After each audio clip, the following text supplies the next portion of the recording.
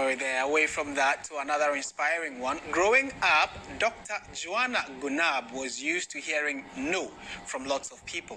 No to studying science, no to becoming school prefect, and no to taking on challenging tasks. One day, she decided to ignore the naysayers, say yes to pursuing her dream of becoming a medical doctor. Today, Dr. Joanna Gunab is not just a medical doctor, but also a disability advocate, hoping to lead the conversation on inclusion in the medical profession. There's more in this report by Portia Gabor.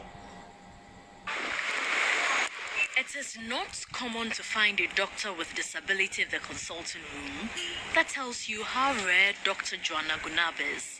I was told when I was entering senior high school that I couldn't offer science. My teachers thought they were doing me a favor by telling me to choose a more relaxed program. Well, but I wanted what I wanted, so I still went ahead and went for it. In senior high school, my colleagues and some teachers told me I couldn't become a medical doctor because, after all, I live with a disability. But here I am today, right? A living proof that you can, and I am. She was not born with disability. At age 4, I went to school one day. I was not very well. I came back home. I think I was running a temperature. They took me to a private facility, and it was a nurse that was running the place. It was in the night. There was no light. She was using a lantern, and she had to give me an injection on my buttocks. Immediately after the injection, I couldn't walk. I couldn't feel my legs. So my mother took me home. We slept. She woke me up at dawn the following morning to take me to a bigger hospital for a checkup. She asked me to get up. I told her I can't get up. African mothers. My mother thought I was just being a child. And she spanked me. She said, get up. I'm not tolerating this morning. And I was like, I really can't get up. It's not intentional. So my mother attempted putting me on my feet about 3 different times and realized that I indeed couldn't get up. Then she had to face the stark reality of being a person with disability. And how may I help you today?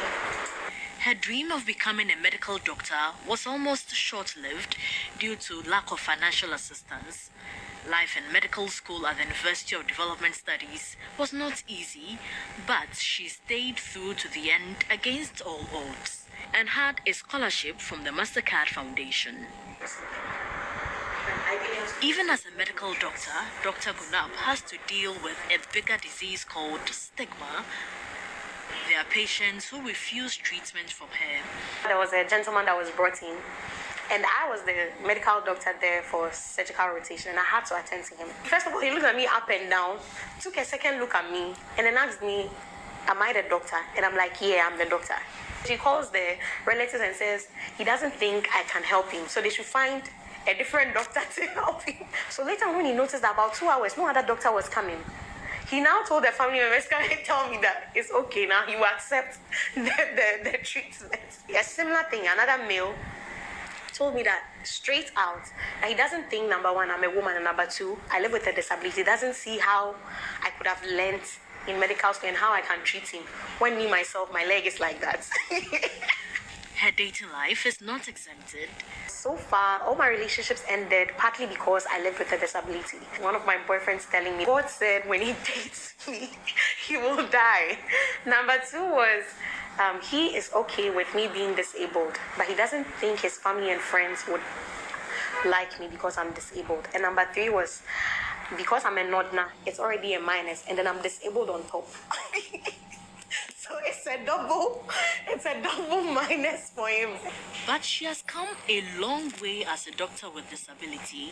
When I started working, I never wanted to be associated with Abi. We said it, that she can't be a medical doctor. So when I'm working, I give it my utmost best. Prescott is very proud of her. She's outstanding, and she doesn't allow the disability to restrict or limit her when it comes to discharging her duties as a doctor. Now she and her colleague are helping other children with disability. We decided to go to rural communities, pick up children who live with disabilities, ensure that they have a proper education, just like Chelsea and I had, which has brought us where we are today.